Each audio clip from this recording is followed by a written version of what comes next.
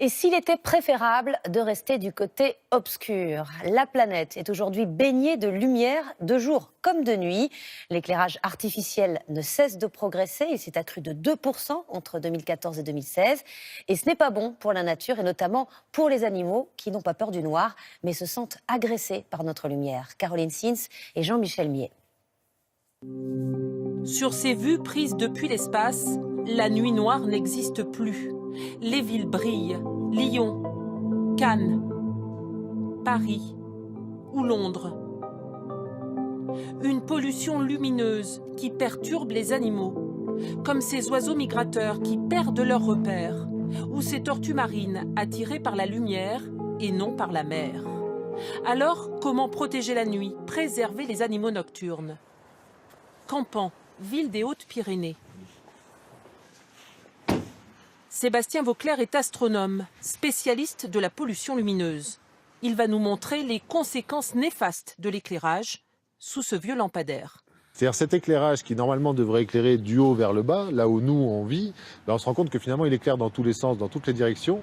Et donc on n'éclaire pas que là où on en a besoin. On va écairer les arbres, donc ça va les perturber, ça va perturber éventuellement les animaux qui sont par là, ça va perturber les voisins, puisque cet éclairage qui éclaire dans toutes les directions va aussi éclairer la façade. Pour limiter cette pollution, le village a entrepris de changer ses lampadaires. Des lampes moins puissantes et dirigées vers le sol. La petite commune a déboursé 300 000 €. Mais le résultat est là. Avant, une lumière forte. Aujourd'hui, l'éclairage est bien plus doux. Les habitants que nous avons rencontrés la journée apprécient. On retrouve un peu l'éclairage dans le temps, quand j'étais enfant. Et c'est-à-dire qu'on voit davantage la constellation. C'est une lumière qui est plus douce et plus agréable. Campan est situé au pied du pic du Midi et de son observatoire. Un site connu dans le monde entier pour la qualité de son ciel étoilé. C'est pourquoi 250 villages environnants ont, à l'image de Campan, atténué leur lumière. Une action qui produit ses effets. Au pied du pic du Midi, en pleine nuit, l'astronome Sébastien Vauclair installe son matériel. Moi je déploie donc un instrument spécialement conçu en fait pour mesurer finalement la noirceur du ciel. Des appareils perfectionnés qui lui permettent de scruter la voûte céleste sans être perturbé par la lumière. Tac. Voilà.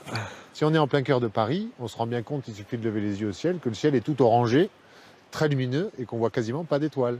Et ici, dans la vallée de Campan, on est dans un des meilleurs ciels qu'on peut trouver encore en France aujourd'hui. Grâce à cette obscurité, on observe des milliers d'étoiles. Un ciel exceptionnel.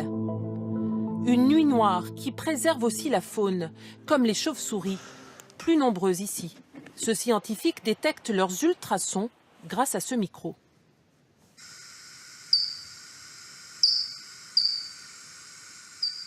La biodiversité du milieu est plus importante là où on est moins éclairé que là où on est plus éclairé.